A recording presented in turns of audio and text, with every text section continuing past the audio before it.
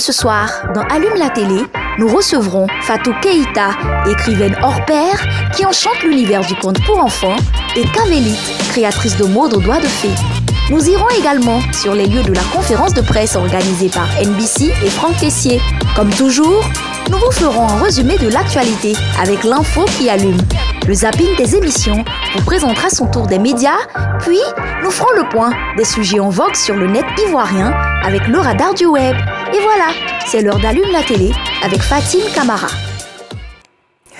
Bonsoir à tous, on allume la télé une nouvelle fois ce soir avec les cultures ivoiriennes et bien sûr togolaises au rendez-vous. Ça sera donc une très belle rencontre entre le livre et la mode et puis ça sera dans un instant seulement avec nos deux invités. Mais déjà commençons en musique avec toujours l'orchestre symphonique de Allume la télé. C'est parti avec Ariel Chenet sur un titre qui vous rappellera beaucoup de choses, beaucoup de souvenirs. C'est parti.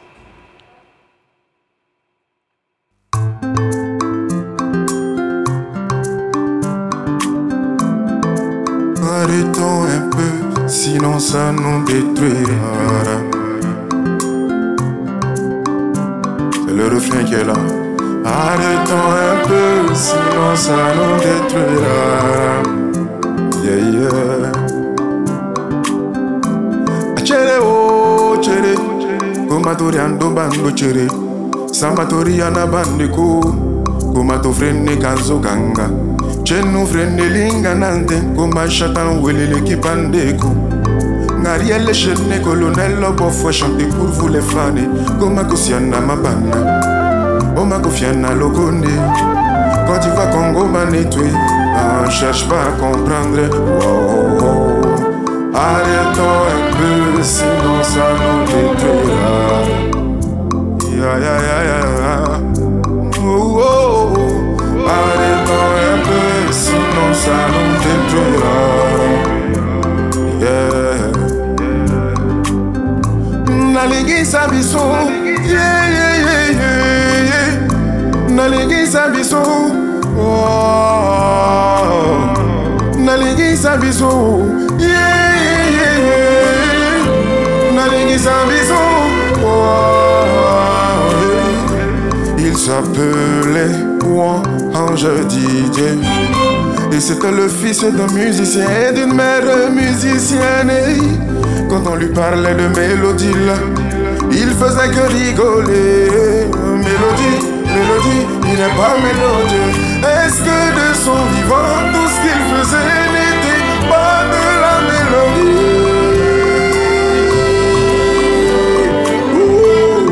Arrêtons un peu.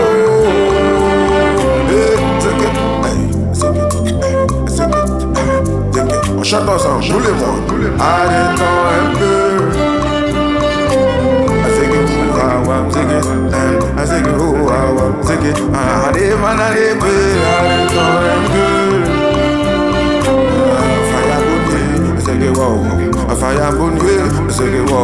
Encore une fois. Arrêtons un peu. Yeah, yeah, Rabi. C'est couper mutala modile, et d'offre moula gentinande tu et de ce que le copain neko sano gavano namboza botala, osoto champi kilo, et c'est toi mon camarade. Ils ont voulu le tuer, mais il est resté dans les cœurs. Vous ne pourrez rien contre la volonté du Saint-Esprit. Ils ont essayé de le tuer, mais il est resté dans tous les cœurs. Yeah. Vous ne pourrez rien, car moi il demeure toujours de l'héritier. Donc arrêtez vos trucs, sinon ça vous détruira. C'est que oh fire abonné, arrêtons un peu.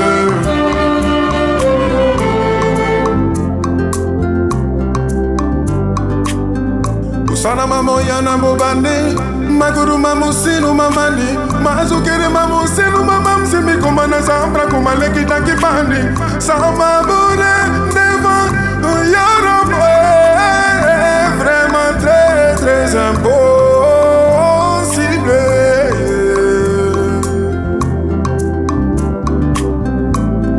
Quand Dieu trace ton chemin, personne ne peut le détruire.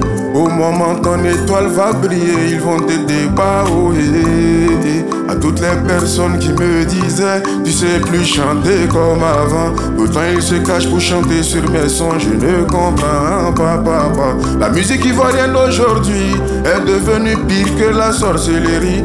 Car les personnes qui étaient là, ils sont là, ils veulent rester toujours là jusqu'à la fin. Ils ne veulent même plus faire la place, ils ne font que boycotter les étoiles. Arrêtez un peu, sinon ça vous détruira. Faya bonye, arrêtons un peu, sinon ça vous détruira. Ça fait. Arrêtons un peu, arrêtons un peu, arrêtons un peu, sinon ça nous détruira. Hey, hey. Wow. Encore une fois, arrêtons un peu, arrêtons un peu, arrêtons un peu, sinon ça nous détruira. Arrêtons la méchanceté gratuite.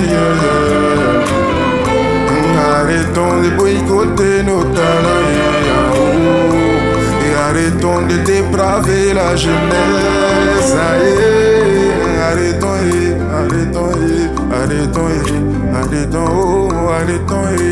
Arrêtons, sinon ça nous détruira. Hommage très original de Ariel Chéné, accompagné de l'orchestre symphonique de Allume la télé, à son mentor, son très jeune mentor Arafat DJ. On va partir maintenant pour l'actualité d'ici et d'ailleurs avec l'info qui allume.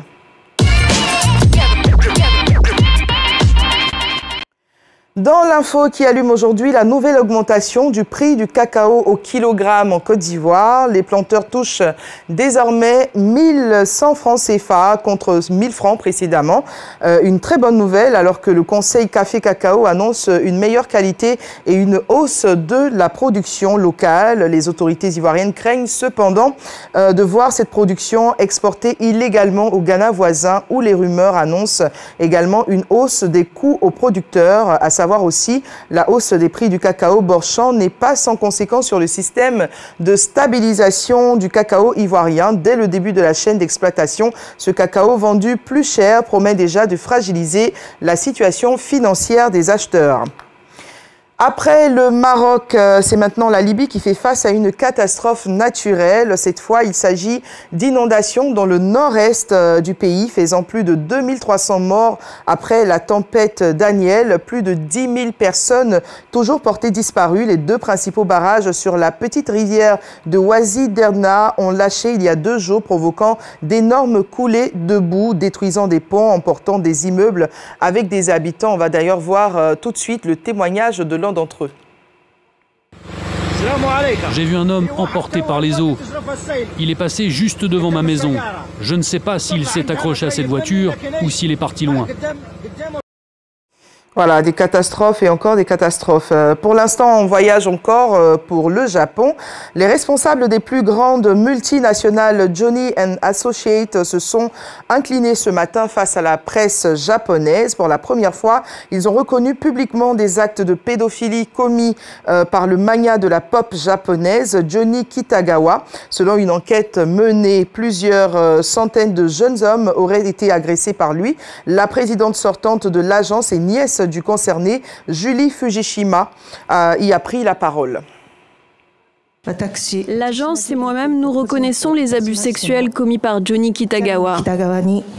Je m'excuse du fond du cœur auprès de ses victimes. Je m'excuse auprès des fans, des actionnaires de l'entreprise et de toutes les personnes concernées par ce problème. Et puis pour enfoncer le clou, Johnny Kitagawa, celui-là même qui est décédé à l'âge de 87 ans en 2019, n'aurait donc jamais été inquiété de son vivant et aurait même régné tranquillement sur l'industrie nippone du spectacle. On va voir aussi un témoignage d'une pop star japonaise qui aurait été victime de ces actes. Johnny a commencé à me masser les pieds. Il a enlevé mes sous-vêtements et m'a touché les parties génitales. Il m'a ensuite fait une fellation. Voilà, donc c'était à l'instant l'info qui allume. On part maintenant pour le radar du web pour voir ce qui se passe sur la blogosphère ivoirienne.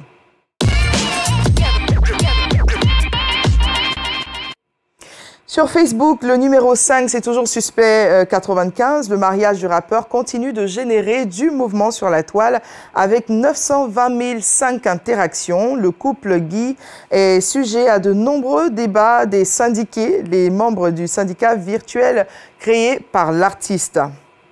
Comme on disait hier, il ne s'agit plus de 2000 francs.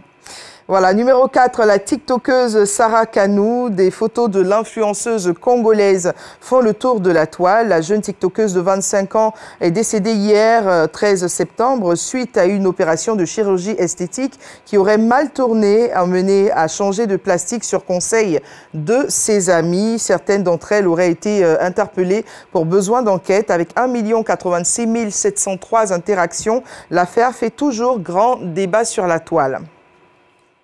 En numéro 3, Laurentia Glam et Emmanuel Keïta, la sortie imminente de Lucie sous emprise, livre de Laurentia Glam, ancienne collaboratrice de K, comme on l'appelle, fait bouillir le réseau social avec 1 209 478 interactions. Pour cause, quelques bribes du bouquin publié sur la toile laissent à penser, selon les internautes, qu'il s'agirait d'Emmanuel Keïta dans cette œuvre où manipulation, luxure et mythomanie se côtoient. En numéro 2, Manaja confirmé et DJ Congélateur. Alors que DJ Congélateur est retourné au village, Manaja confirmé se serait envolé pour les États-Unis. Une affaire au bout des lèvres de plusieurs blogueurs qui ont produit des vidéos sur le sujet. 1 274 057 interactions enregistrées. En numéro 1, le match amical Côte d'Ivoire-Mali. Les réactions ne s'arrêtent plus. Le match amical entre les éléphants et les aigles, interrompu par la pluie, fait toujours autant jaser. 1 659 264 interactions ces 8 dernières heures. Sur Instagram, à présent, au numéro 3, il s'agit de Rema, la chanson Calm Down, remix de Rema. L'artiste nigérian et Selena Gomez a remporté le prix de la meilleure chanson afrobeat au VMA. Dans son discours, le jeune artiste nigérian a exprimé sa profonde gratitude envers les artistes qui l'ont précédé et ont ouvert la voie dans l'industrie musicale. Une reconnaissance très applaudie sur le réseau social. En numéro 2, Yasmina Aka, à travers une série de publications diffusées sur Facebook, puis relayées sur Instagram. Yasmina Aka, la génitrice d'Esther Ua, a produit de nombreux textes qui laissent penser qu'elle serait délaissée par sa fille. En numéro 1, le stade olympique Alassane Ouattara d'Ebimpe, tout comme sur Facebook, la récente confrontation interrompue entre la sélection ivoirienne et celle du Mali fait parler d'elle. Et puis sur X, en numéro 3, on a Ouoro Kadhafi, 16 000 gélules et comprimés de tramadol d'une valeur de plus de 11 millions de francs CFA ont été saisis à Ferkessédougou dans un camion en provenance du Burkina Faso. Voilà. Et puis en numéro 2, le prix du riz. Les internautes ne décolèrent toujours pas et le coût du riz crée toujours des vagues d'interactions sur le réseau social. En numéro 1, il s'agit du match toujours Côte d'Ivoire-Mali. En maître incontesté, le sujet règne sur les réseaux sociaux. Et puis on termine cette séquence avec l'insolite du jour. On dit que la valeur n'attend point le nombre des années. Il n'y a pas d'âge pour le talent. On regarde.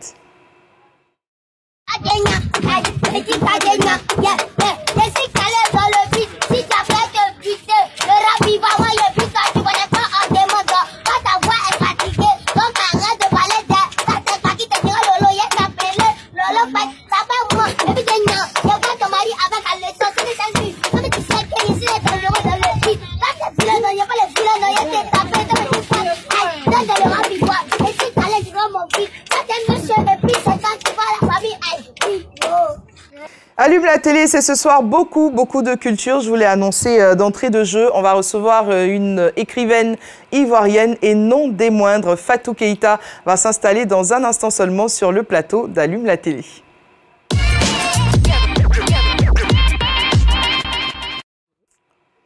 Et notre invité est déjà là. Bonsoir Fatou, bienvenue. Alors, on a une ribambelle d'œuvres et c'est juste une miniature hein, de ce que j'ai vu à l'extérieur parce que Fatou Keïta se déplace avec une bibliothèque, voilà. Parce qu'elle-même, c'est une bibliothèque ambulante. Merci. Beaucoup de culture qu'on a appris de vous. Moi, ces livres, déjà, ça me rappelle beaucoup de souvenirs. Oui. L'adolescence avec Rebelle, je m'en souviens encore, pour la lutte contre l'excision. Oui. Une très belle œuvre littéraire. Et puis, le tout premier de la saga du livre des enfants, Le Petit Garçon Bleu. Très beau souvenir aussi. Lâche ta tablette de Fatou Keïta pour ramener les enfants dans le livre, toujours Un arbre pour Loli. On ne va pas finir de les citer. Il y en a tellement. Il y en a 30. Il y en a 30. Ouais. C'est beaucoup. C'est beaucoup. Et devant cette foison de livres, j'ai envie de savoir d'où vient toute cette inspiration. Je pense que c'est le fait que j'ai lu, quand j'étais enfant, j'ai lu très jeune. J'adorais lire. Et ça vous donne des idées aussi, ça vous permet de vous lancer vous aussi après dans des histoires. Donc je pense que c'est ça. J'ai lu très jeune. C'est ça. Oui. Alors le premier livre, le tout premier de Fatou Keïta, elle l'a sorti à quel âge? Le Petit Garçon Bleu, oh là là, il a au moins 30 ans. Hein. C'était, on va faire les calculs rapides. Qui s'est calculé? C'était quoi, dans la vingtaine? Dans la trentaine? Oh non, ça, par rapport à mon âge, je ne peux pas vous dire. Ah ouais? C'est tellement lointain comme souvenir. Non, Petit Garçon Bleu, ça doit être 96 par là. Oui. Quand même, ça date. Oui, ça date. Et la passion pour la lecture, la littérature enfantine, elle est venue. Moi, j'aime les enfants, j'adore les enfants. Depuis toute petite, j'adorais les bébés. Quand il y avait des bébés qui venaient voir ma mère, enfin des parents qui venaient avec leurs bébés, on m'appelait parce qu'on savait que j'avais cette passion-là pour les enfants. Et puis le monde des enfants, il est tellement amusant. Ils ont des mots tellement drôles, ils ont leur interprétation de la vie. C'est un milieu que j'aime. Je pense que quand on écrit, on est un écrivain à succès, c'est qu'on connaît bien le monde des enfants et on les aime. Et donc, on arrive à savoir ce qui va les capter, ce qu'ils vont aimer. Est-ce que ça veut dire que si on arrive à écrire pour les grands, qu'on ne réussit pas vraiment à écrire pour les enfants, on n'est pas encore complet? C'est pas pareil. En tant qu'écrivain, on n'est pas encore complet? Non, on écrit ce qu'on aime écrire. Hein. Moi, je me suis lancée dans l'écriture, dans le roman, parce que je savais que j'avais quand même la plume pour écrire. Mais ma spécialité, c'est vraiment la littérature pour la jeunesse. Enfantine, oui. J'aime ça, je connais bien les enfants, je sais comment est-ce qu'ils réagissent à telle ou telle chose. Et donc, quand ils lisent mes livres, ils se retrouvent vraiment dedans. Tout à fait. Oui. Le Petit Garçon Bleu. Revenons sur ce premier livre. Il a fait un long bonhomme. Il a 30 ans, ce Petit Garçon Bleu. C'est lui qui m'a fait connaître. Ça a été un succès dès le départ. C'est ça. J'ai eu le prix UNESCO avec ce livre-là. Et ça n'a pas arrêté. Il est traduit en allemand, il est traduit en anglais. Et l'histoire plaît beaucoup parce que tout le monde se reconnaît. Enfin, tout le monde. Tous ceux qui ont quelque chose d'un peu différent des autres se retrouvent dans cette histoire-là. Est-ce que vous pourriez rappeler un peu cette histoire du Petit Garçon Bleu? C'est un petit garçon, c'est un couple dans un village ils sont mariés, ils attendent d'avoir un enfant, ils ont attendu pendant très longtemps. Et puis, la maman tombe enceinte, donc ils font plein de projets, il va faire ci, il va faire ça. Et puis le jour de l'accouchement, alors il y a un petit rituel qui veut que lorsque le bébé sort, il y a une vieille, la coucheuse, qui prend l'enfant et qui va montrer l'enfant à tout le monde. D'accord. Bon, donc l'enfant va naître et la vieille matrone va rentrer, elle va pas sortir. Alors tout le monde devient inquiet, le père va rentrer dans la case et qu'est-ce qu'il va voir? Un enfant bleu de la tête aux pieds. Alors il va prendre l'enfant. Alors je demande souvent aux enfants quand je raconte, qu'est-ce qu'il va faire? Il va jeter l'enfant? Non. Il le prend, il le serre contre son cœur. Et je demande aux enfants, qu'est-ce que ça veut dire? Ça veut dire qu'il l'aime. Voilà, c'est ça. Donc c'est un peu l'histoire. C'est une métaphore, je suppose, cette couleur bleue. Bien sûr. C'est un enfant qui est différent. Je n'ai pas voulu prendre un handicap en particulier. C'est ça, pour que tout le monde se retrouve dedans. Handicaps. Tout à fait. Je veux dire, c'est un blanc au milieu des noirs, c'est un noir au milieu des blancs, c'est un handicapé. Donc ça réunit tout ça, ça représente tout ça. Et donc c'est une histoire vraiment auquel les gens se sont attachés. Se sont attachés. Beaucoup. Oui. Et jusqu'à présent, quand on dit Fatou Keïta, le petit garçon bleu. C'est ça. On le retrouve aussi, ce livre, à la page blanche. Oui, tout à fait. Voilà, où on a des enfants qui sont différents et qui ont besoin de se sentir aimés et de se sentir attachés. C'est un problème, oui. C'est un problème même dans les pays occidentaux. Mais chez nous en particulier, c'est terrible. Tout à fait. On les regarde mal, on leur prête plein de choses qui n'existent pas. On accuse les parents d'avoir vendu leur enfant. Enfin, des histoires terribles, terribles. Alors que, bon, c'est un accident de la vie. Il y a des accidents dans le ventre de la maman. Quelque chose s'est passé, l'enfant est né comme ça. Voilà, il faut l'accepter. Il faut vivre avec. Il faut vivre avec, il faut l'aimer. Il faut l'aimer, il faut les aimer, ces enfants-là. Voilà, c'est un peu la leçon du petit garçon. C'est ça. Fatou Keïta, parlons aussi de Rebelle. Oui.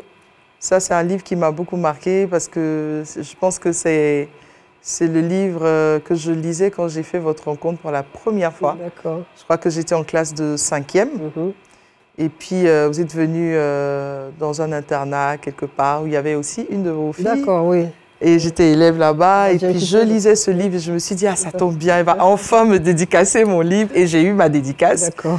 Et c'est un livre qui m'a beaucoup touchée parce qu'à cette époque, le phénomène de l'excision était encore très ancré dans nos cultures. Le combat contre l'excision n'avait pas encore atteint les résultats probants qu'on a aujourd'hui. Donc à l'époque, c'était très avant-gardiste d'écrire contre l'excision. Aujourd'hui, avec du recul, quand vous regardez dans le rétroviseur, qu'est-ce que vous pensez que ce livre a apporté à la Côte d'Ivoire? Je pense que ça a apporté beaucoup. Je vais vous dire, quand le livre est sorti pour la première fois, il y a une jeune fille qui m'a écrit. Elle m'a dit, j'habite Korogo. Je vous écris cette lettre pour vous remercier. J'ai lu votre livre et j'ai lu plusieurs parties concernant l'excision à mes parents. Et grâce à vous, ma petite sœur, qui s'appelait Maïmouna, comme par hasard, comme la fille dans le livre, ma petite sœur n'a pas été excisée grâce à Rebelle. Pour moi, c'est une victoire. C'est une victoire, c'est une grande victoire. J'ai gardé la lettre quelque part, je vais la faire encadrer et tout. C'est une grande victoire. Je dis, même si c'est une personne, si le livre n'a servi qu'à ça, il a beaucoup servi. Tout à fait. Moi, à l'époque, je l'ai résumé en malinqué à ma grand-mère. Parce que forcément, des personnes du 3e ou du 4e âge ne comprenaient pas pourquoi on voulait leur enlever ce rituel qui leur était si cher. Et je lui ai résumé l'histoire. Et puis elle a dit, ah bon, donc c'est aussi dangereux que ça. C'est dangereux. Moi, ma mère était sage-femme. Elle connaît les conséquences. Il y a des déchirures, il y a des trucs horribles. Et comme je le dis, souvent on invoque, oui, c'est dans le Coran, etc. C'est faux. Pas du tout. Ça n'est pas du tout dans le Coran. Et puis, je trouve que là, les gens, les hommes, les femmes, se prennent pour Dieu. Parce que vous dites Dieu, c'est Dieu qui fait tout, Dieu est magnifique, etc. Ah bon? Donc il s'est trompé sur la moitié de la population humaine, il s'est trompé? Vous êtes qui pour dire que le corps de la femme doit être mutilé? On doit lui enlever son clitoris. Pourquoi? Bon, parce que pour eux, c'était équivalent pour l'homme avec la circoncision. Non, ça n'a rien à voir. Le problème, c'est que ça n'a rien à voir. La circoncision, c'est la peau, c'est le prépuce qu'on enlève. Tandis que la femme, c'est l'organe. C'est comme si on coupait le zizi et puis voilà. C'est pas pareil du tout. Il faut que les gens comprennent ça. Et puis, si vous croyez en Dieu, vous croyez que Dieu existe, mais c'est lui qui a créé les femmes. Tout à fait. Laissez les femmes tranquilles. Qu'elles puissent, elles aussi, ressentir quelque chose pendant les rapports sexuels. Je dis, pourquoi la femme devrait-elle être exclue de ce phénomène-là? On ne l'a pas inventé, on l'a trouvé comme ça, voilà, c'est tout. Et ce livre-là, en tout cas, on invite encore toute la population qui ne l'a pas, encore lu à le lire parce qu'il y a beaucoup d'enseignements dedans. C'est une histoire qui est très poignante, aussi poignante que cette lame. J'ai rencontré un homme aussi qui me disait qu'il vivait dans l'ouest de la Côte d'Ivoire. Ah, là-bas, c'est très répandu, effectivement, culturellement. Et quand je suis passée à la télé et parler de Rebelle, il me dit, Madame Keïta, mais tu dis quoi? Nous, chez nous, là, non, c'est notre vie. C'est ça. Je lui ai donné le livre, j'ai dit, lisez-le. Il l'a lu et il est venu me dire, non, Madame Keïta, tu as raison. Tu as vraiment raison. Ça a fait changer. J'étais vraiment contente, très heureuse, oui. Les gens ne se rendent pas compte. Bien sûr. C'est une mutilation. Pourquoi mutiler les femmes?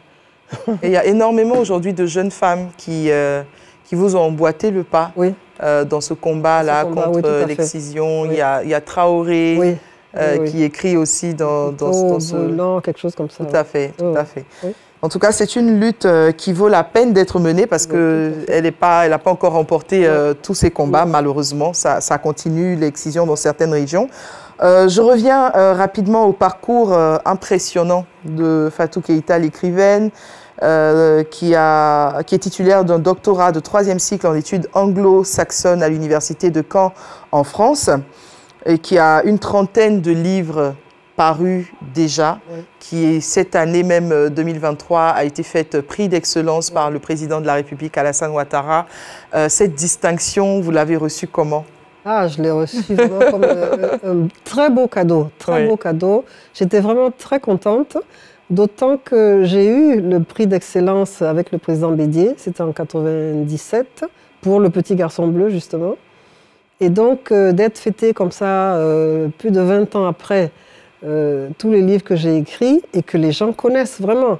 Moi, j'ai des gens, des ministres même qui me disent, écoutez, moi, je connais vos livres, je lis vos livres à mes petits-enfants, donc je connais la valeur de vos textes. Tout à fait. Et ça fait plaisir d'être reconnu comme ça au plan national. Bien sûr. Et quand j'ai reçu le prix à la primature, non, à la présidence, j'étais très heureuse parce que quand je suis sortie de mon couloir pour aller prendre le prix, la première dame s'est levée pour vous embrasser, et son mari s'est levé.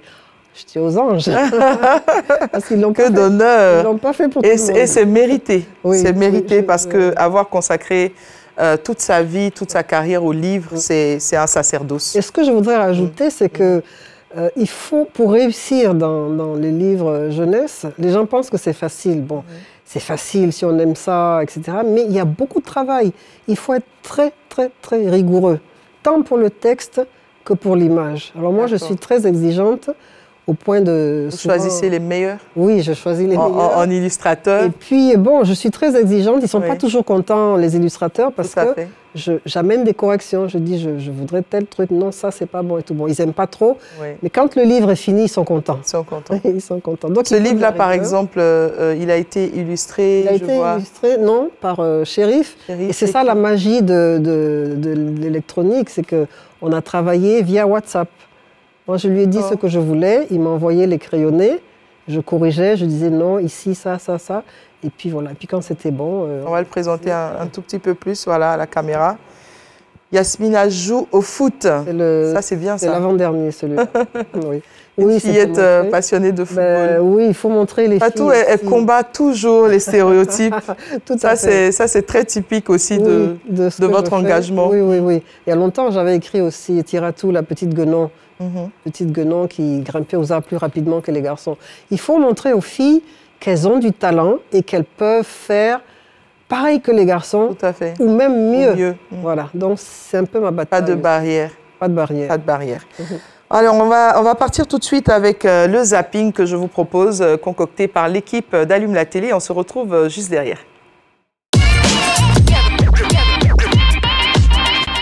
Il faut comprendre qu'il ne s'agit pas nécessairement de nouvelles drogues, mais certainement d'un contexte nouveau d'usage. Ils font de la concurrence, il y a la polyconsommation, c'est-à-dire qu'ils vont mélanger les produits, et puis il y a l'excès de la médiatisation. D'une certaine mesure, nous ne sommes pas dans une situation du choix entre la peste et le choléra. Nous sommes dans une situation où, s'il faut libérer les peuples par tous les moyens, mais on espère que ce n'est pas des moyens plutôt de confrontation, de guerre, etc., il faut le faire. Oui. Je ne comprends jamais cette maladie qui consiste à penser que rester 20 ans au pouvoir, vous allez proposer quelque chose de neuf. Il est bien présent dans son couloir, il apporte vraiment la réponse aux rares percées maliennes avec ses coups à droite.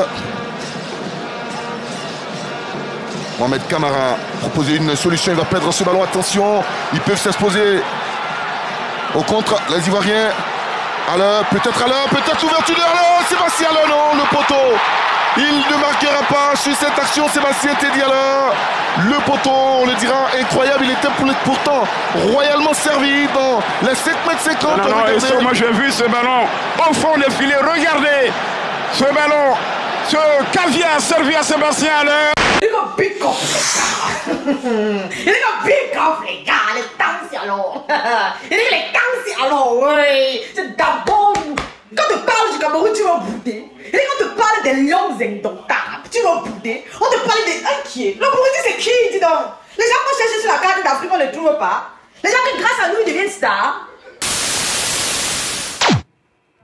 J'adore cet accent camerounais, il est tellement atypique. Ouais. Alors, on va permettre à notre deuxième invité de prendre place maintenant. On s'envole pour la mode togolaise, ou plutôt, elle vient à nous. Elle va s'installer dans seulement un petit instant.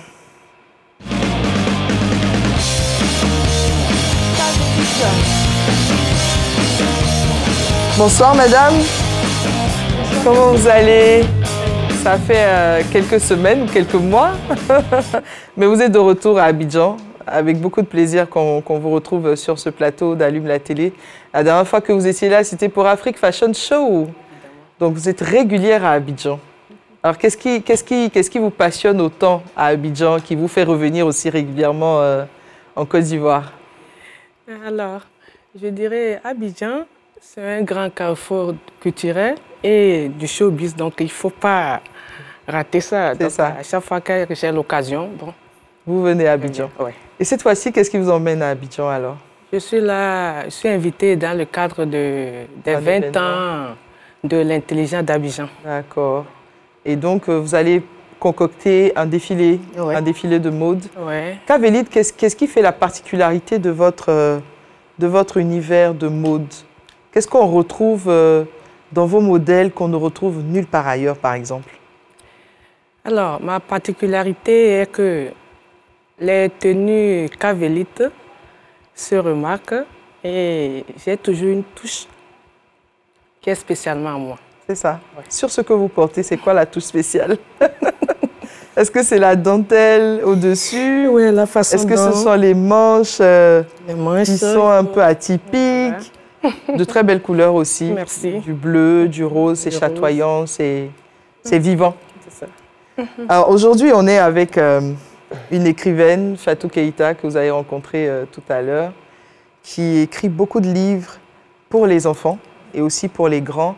La littérature au Togo occupe quelle place? Bon,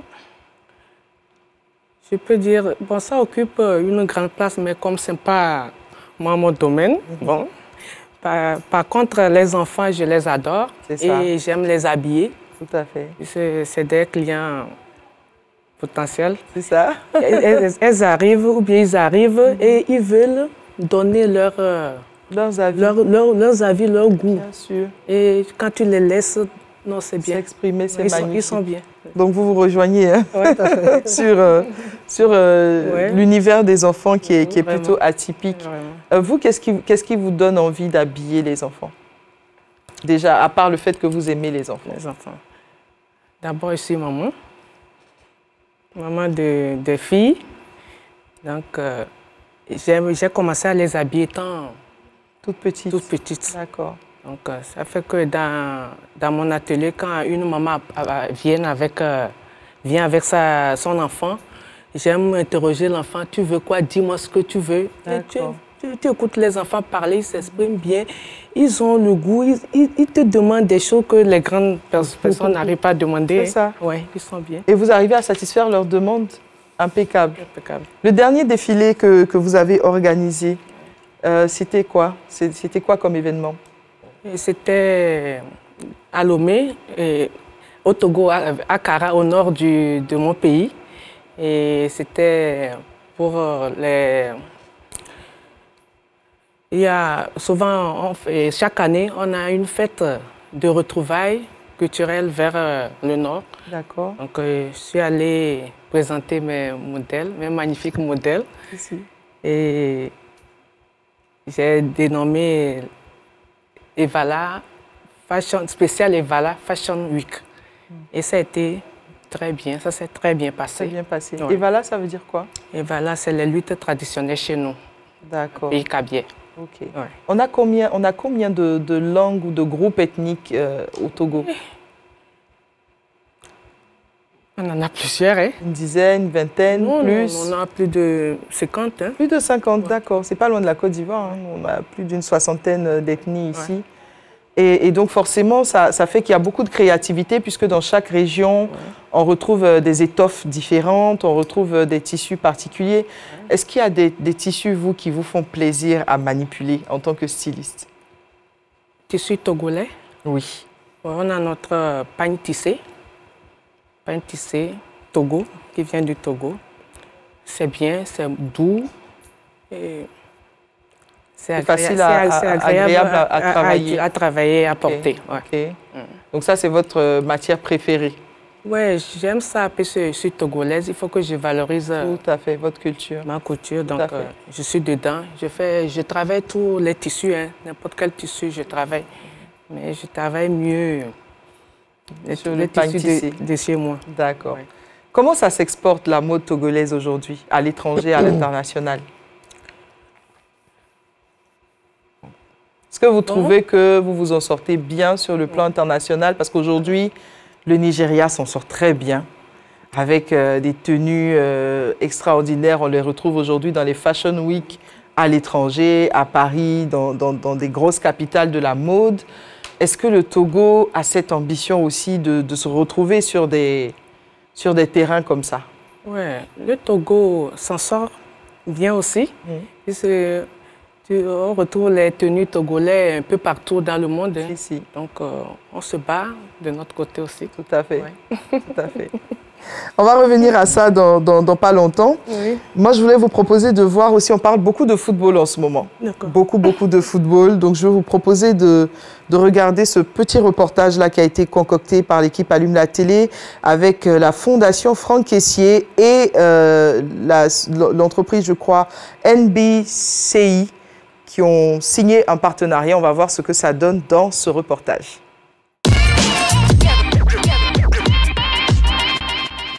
NBC et Monarch ont rassemblé une foule d'invités illustres pour annoncer le partenariat entre la marque de boissons gazeuses Planète et le célèbre international ivoirien Franck Caissier.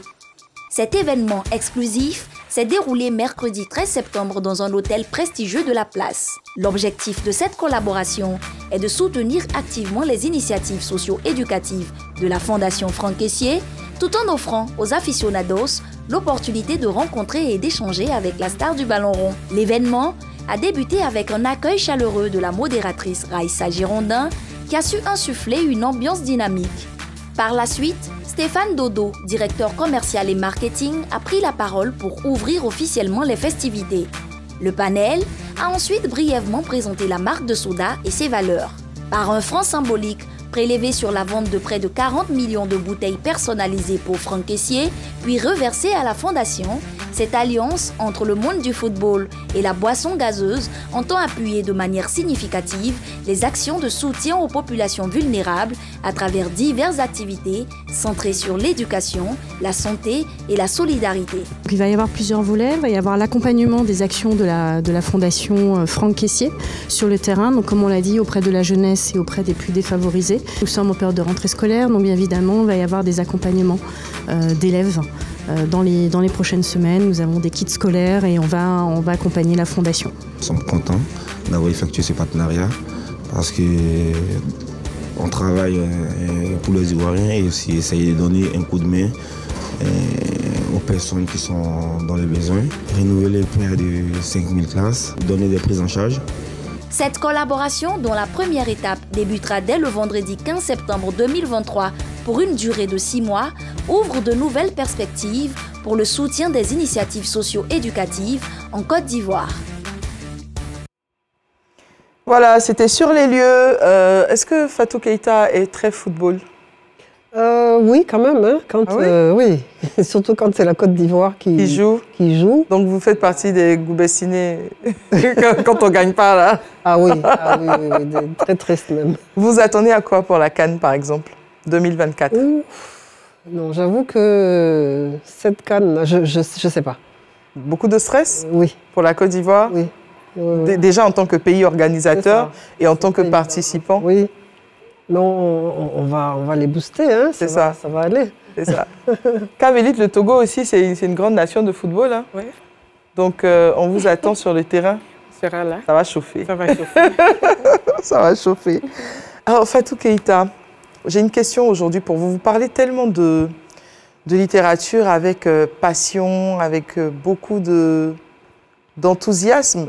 Est-ce qu'il y a quand même des choses qui sont difficiles pour vous dans ce métier d'écrivaine que vous avez choisi? Ce qui est difficile, bon, moi je ne dessine pas du tout. Hein. Je ne dessine pas du tout. Donc j'ai affaire à des illustrateurs qui sont plus ou moins... pas bons, ils sont excellents, hein. Tous ceux que j'ai eus, tous mes livres ont été très... Mais parfois c'est difficile, parce qu'ils ne sont pas disponibles, ils ne veulent pas refaire, etc. Mais bon, moi je ne dessine pas, on est obligé de faire avec. Tout à fait. Une chose qui m'irrite en tant qu'écrivain, c'est... Je vois que je suis fêtée, etc. Mais si je vais dans une librairie, ici en Côte d'Ivoire, je vais rentrer et puis je vais voir plein de livres, de livres très beaux, mais qui viennent de l'extérieur. Et je vais demander où sont les livres de Fatou Keïta, parce que tout le monde ne me connaît pas. Eh bien, nos livres, ils sont complètement au fond du magasin. D'accord. On se baisse et puis on nous montre des livres qui sont pas, on ne les montre pas de face, mais ils sont comme ça, donc on voit juste... D'accord. Ça m'irrite. C'est la façon de les exposer oui, ça m'irrite en rayon qui vous dérange. Parce que nos livres, ils sont beaux. Tout à fait. Le contenu est bon.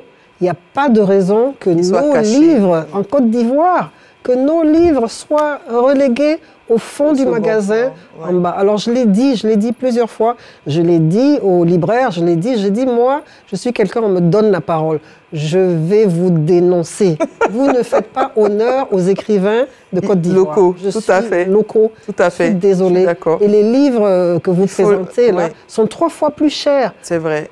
Le citoyen lambda n'a pas les moyens même d'acheter ce livre-là qui va coûter au moins 5 000 francs. C'est beaucoup.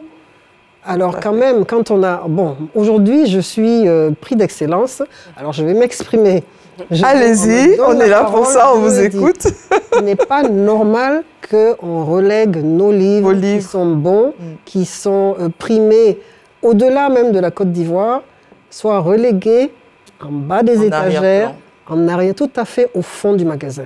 Et ça, c'est toutes les librairies d'Abidjan, presque. Sauf à l'aéroport. À l'aéroport, j'ai vu de belles... vitrines avec mes livres, etc. qui étaient mis en valeur. Et les gens me disaient, oh là là, ça part comme des petits pains.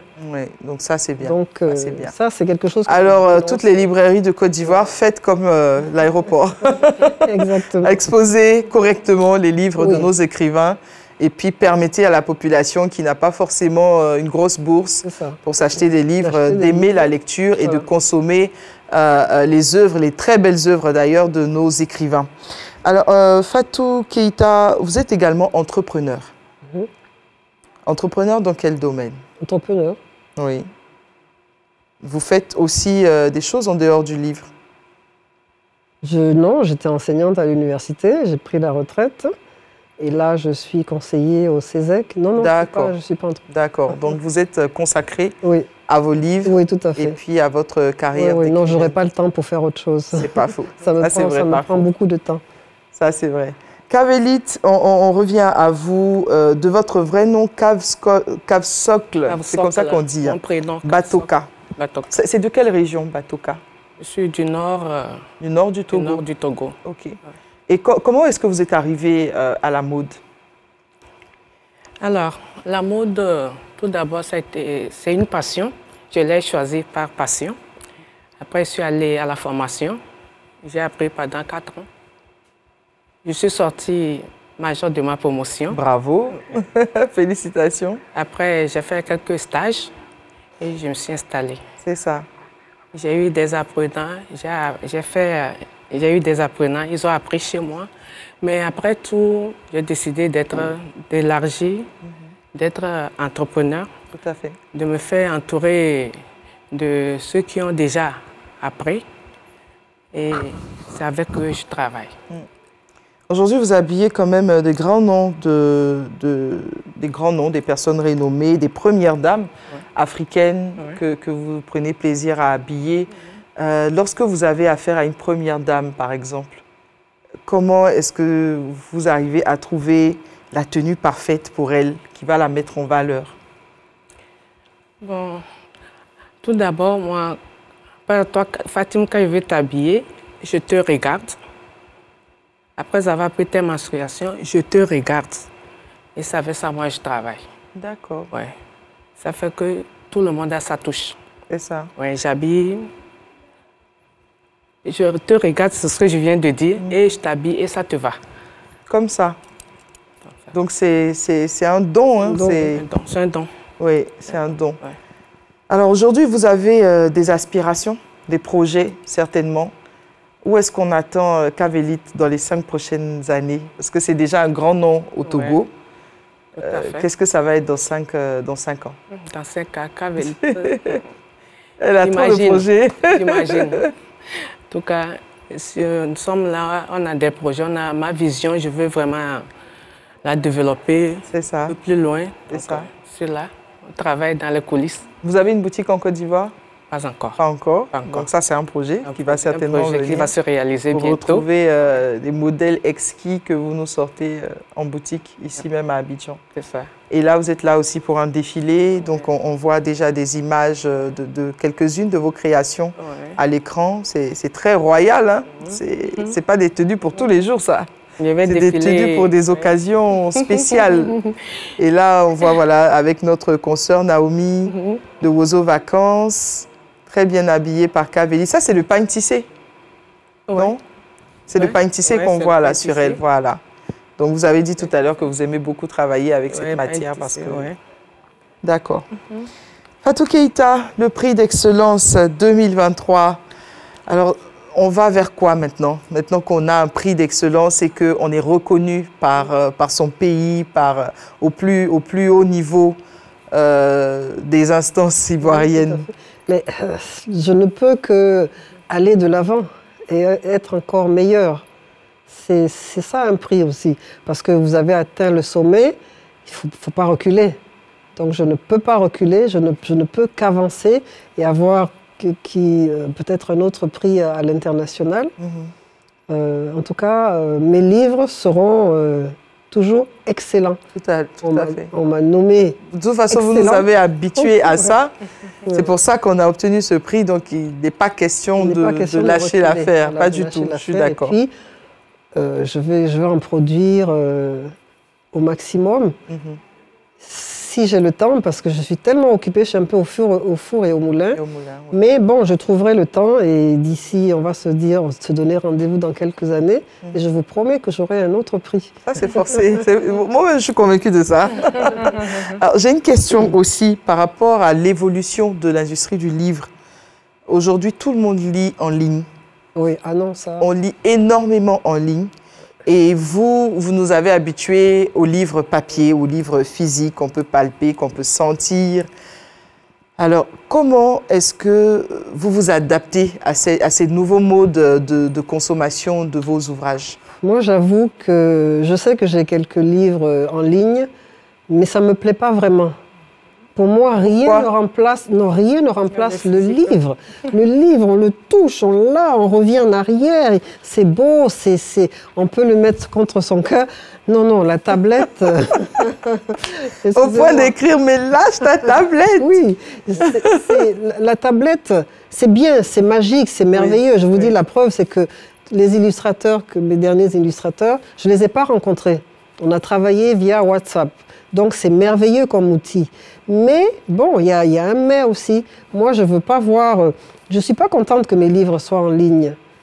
Je préfère que mes livres soient vendus à l'extérieur, en Europe, en Italie, en France, etc. Oui, mais... Il faut peut-être trouver un éditeur là-bas. C'est comme ça que ça se passe, trouver un éditeur dans chaque pays où vous avez envie qu'on vous vende également et que lui il puisse faire une édition adaptée à ce pays-là. Je me souviens d'être allée à un salon du livre, je ne sais plus lequel, mais les gens de la diaspora, Ils m'ont envahi. Ils étaient tellement heureux de ces livres-là. Ils disent, madame, vous ne pouvez pas savoir. Nous, nos enfants ne se voient pas dans les livres. Et vos livres, ils sortent, hein? Oui, beaucoup. Moi, je le sais. Oui. Je le sais pour avoir été à beaucoup de vos dédicaces, pour avoir vu l'affluence qui vient dès qu'ils savent que Fatou Keïta est là, de Côte d'Ivoire. Il disait justement que, évidemment, et ils trouvent vos livres beaux. En France, oui, donc, voilà. Ils sont beaux. Tout à fait. Et mes petits chaperons rouges, Blanche-Neige, etc., les personnages sont blancs. Il faut des personnages noirs Africains, aussi pour que les Européens offrent ces livres-là à leurs enfants et que ces enfants-là voient que... il y a une diversité culturelle. Voilà, il y a une diversité culturelle. Lui, il est noir, il a la peau couleur chocolat, comme j'aime bien le dire à chaque fois. C'est important pour l'humanité de voir la différence. Je veux dire, s'il y a des livres qui sortent en Chine, des livres et tout, ce sera sûrement des traits asiatiques, etc. Les enfants se voient. Nous, nos enfants ne se voyaient pas jusqu'il y a encore pas très longtemps. C'est comme les poupées. Bien sûr. Moi, j'ai grandi avec des poupées Barbie. Oui, aux yeux bleus, avec de longs cheveux, etc. Aujourd'hui, de plus en plus, il y a des poupées noires. Poupées africaines, voilà, avec des cheveux bien crépus. Voilà, ou tressés, tout à fait. Ou puis avec des tenues africaines et tout. C'est extrêmement important pour l'image de soi, qu'on ne s'identifie pas tout le temps à ceux qui viennent de l'extérieur. Nous aussi, nous avons des gens. Donc ça, c'est Zoré qui avait fait ça, oui. Les images sont formidables. Et les gens de la diaspora, je vous dis, qui ont des enfants qui sont jeunes, mais vous ne pouvez pas savoir à quel point ils sont heureux. J'ai bien envie de lire une petite page pour ceux qui regardent cette émission, parce que oui, on a de très beaux livres, voilà. Oui, les livres, ils sont beaux, alors, ils sont bien faits. Ils sont très beaux, ils sont très colorés, il y a de très belles images à l'intérieur. Pour les enfants, en tout cas, je sais que ils en raffolent, surtout même pour ceux qui ne savent pas encore lire. Il suffit juste qu'un de leurs parents, papa ou maman, trouve un peu de temps le soir au coucher pour lire une histoire à l'enfant et puis le lendemain, il vous redemandera une histoire. Aujourd'hui, je veux une autre histoire, je veux une autre histoire. Et au fur et à mesure, ça donne vraiment le goût de la lecture aux enfants. Alors, je vais lire quand même cette petite page rapidement. Les médecins nous écoutaient patiemment, nous leur avons expliqué, toujours en regardant Loli, combien cette maladie nous faisait peur, combien nous pensions qu'il fallait éloigner les gens malades des personnes en bonne santé. Loli retenait difficilement ses larmes. Alors, la femme médecin fit quelque chose d'incroyable. Elle appela Loli qui s'approcha, lui passa le bras autour de la taille et la souleva pour la faire asseoir sur ses genoux. Elle l'enlaça et lui fit la bise la plus sonore que j'ai jamais entendue. Nous étions tous abasourdis. Mais surtout, la bise avait fait tellement de bruit que tout le monde éclata de rire, même Loli. Lorsque le fou rire fut passé, les médecins devinrent plus sérieux et nous expliquèrent beaucoup de choses sur cette maladie. D'abord, nous avons appris que les maladies du sida n'étaient pas des monstres qui faisaient plein de bêtises. C'est raconté, adapté aux enfants. Voilà. On parle de VIH à des enfants. Ah, tout à fait, oui. Et on parle forcément de la mort aussi. On parle de la mort. Alors pour moi... Alors c'est délicat de parler de la mort avec des enfants. J'ai au moins 3 livres sur lesquels j'aborde ce sujet qui est difficile. Mais pourquoi je l'aborde? Parce que quand il y a un décès dans une famille, est-ce que les enfants, on les prend pour les mettre sur un petit nuage, pour les protéger, pour qu'ils ne voient pas? Ils voient, ils souffrent. C'est un choc pour quelqu'un qui n'a jamais perdu quelqu'un. Donc, je pense qu'à travers une histoire, une belle histoire, on peut introduire tout doucement la mort. Là, la petite fille, au début, elle a été complètement rejetée par ses camarades. On ne voulait pas la toucher. Il y avait plein de méchanceté à son endroit. Et ensuite, les médecins sont venus, ils ont expliqué, non, voilà comment ça se passe et tout. Et les enfants ont regretté de l'avoir maltraitée. Ils l'ont embrassée, ils lui ont offert plein de choses. Et quand elle est morte, malheureusement, parce que bon, c'était difficile, la dernière phrase dit « Loli est partie, elle est partie sourire aux lèvres ». Une fois, j'ai raconté l'histoire dans une école française. Il y avait un petit garçon qui était en face de moi et qui sanglotait. Alors je l'ai appelé. Je l'ai mis sur mes genoux, je lui ai dit « Mais pourquoi tu pleures ?»« Parce que Loli est morte. » Je lui ai dit « Mais oui, mais regarde la dernière phrase. On dit, Loli est partie, sourire aux lèvres. Qu'est-ce que ça veut dire? Moi, madame, moi, madame, moi, madame. Je dis, oui, toi.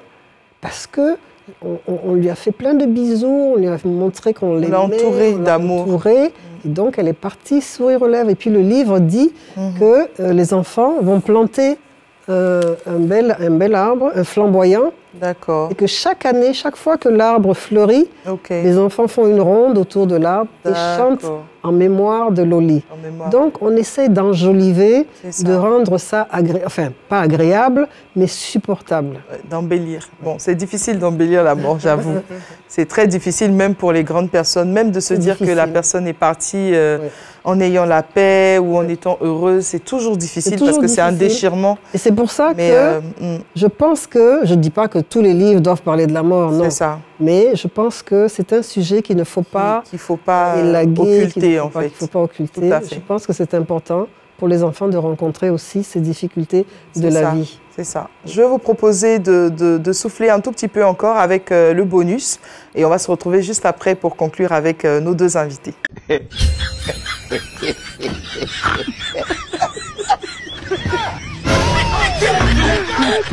Oh my God. Ouais, aujourd'hui aussi, c'est... Il est smart, il est beau.